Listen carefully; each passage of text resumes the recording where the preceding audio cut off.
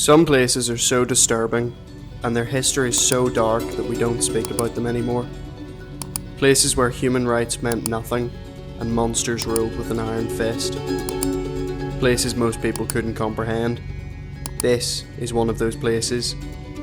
This is the Croatian Gulag. This is Goli Otok.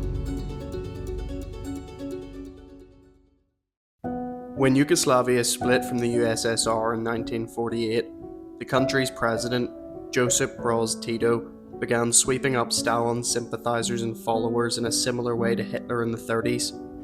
Where did these people go? A prison camp on a deserted island off the coast of Croatia, Goli Otok. Here, the prisoners were forced to work all day in a stone quarry whilst battling the roasting temperatures of the summer or the freezing temperatures of the winter.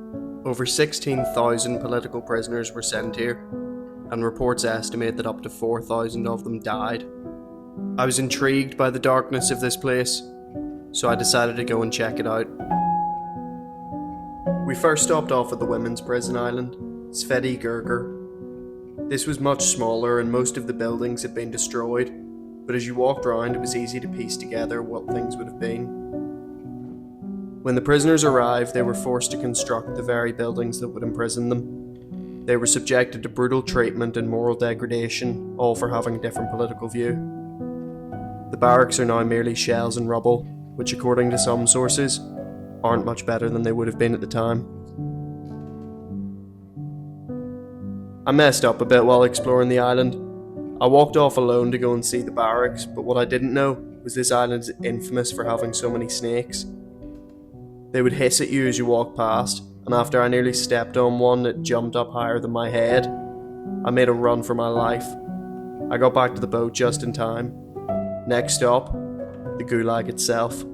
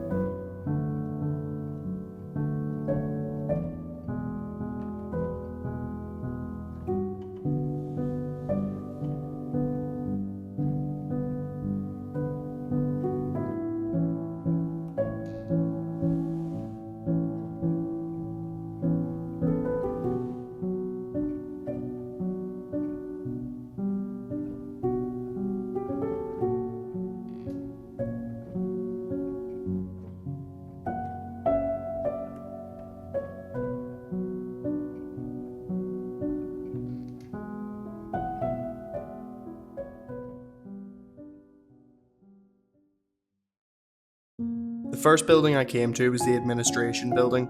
This was where the prisoners would come straight away and be held in isolation for up to a month before being assigned a work detail. They would be given their uniform, forced to have a haircut, and go through psychological screening to assess which work detail they were best suited for. There was even a hole dug in the ground outside where prisoners would be tortured. As the prison was entirely inmate run, it forced the prisoners into a hierarchy system. The prisoners who cooperated by beating and humiliating others would hope to rise up the hierarchy and receive better treatment for themselves. A famous book about the prison by Martin Prevasic opens with the line, "History has shown that the most ruthless conflicts were not waged between different ideological groups, but within them." Goli Otok is a prime example of this.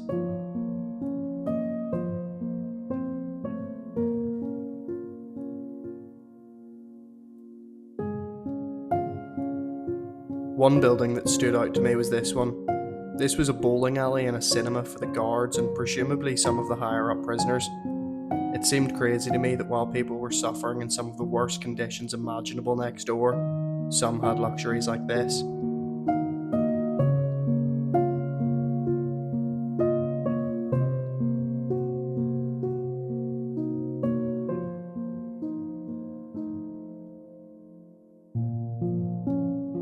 Although we now know a lot about the prison, while functioning it was top secret. This was for several reasons. Tito was trying to project an image of Yugoslavia as a neutral, independent, socialist country that had its own path, separate from both the Soviet Union and the West. The existence of a prison like this would have undermined his entire ideology, especially with his own supporters. This warehouse was used as a metal factory where prisoners made tractor chassis and parts for the ship industry. All prisoners were made to work up to 8 hours a day, however exceeding this was very regular. When the prisoners weren't working in here, they were sleeping. This warehouse was used to sleep over 500 on the floor. All of the original machinery is gone, but there are still some remnants of old engines and some modern power sockets from when the island became a mainstream prison in the late 80s.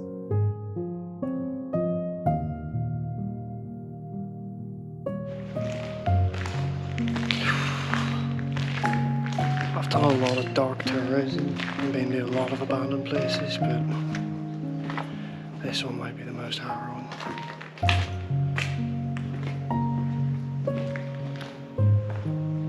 The conditions are just... they're shocking.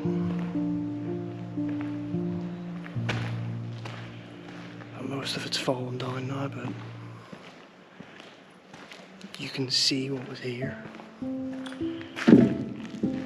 And it's just unbearable.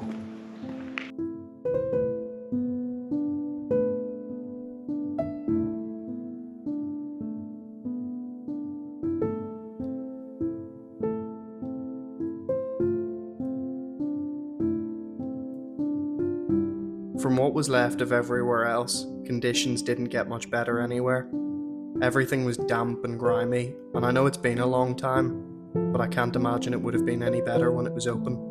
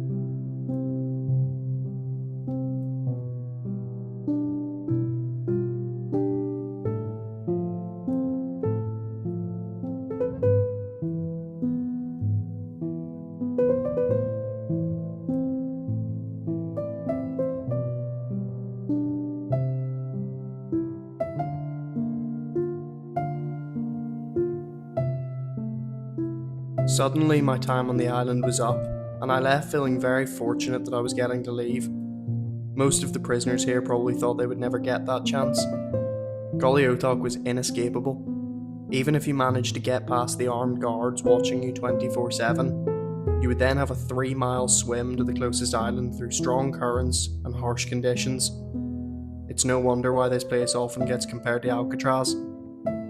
Thankfully, the prison was closed in 1988, and since then, it has been a place of reflection on the political repression that occurred here. If you enjoyed this video, please hit the like button and consider subscribing for more off the beaten track travel. See you next week.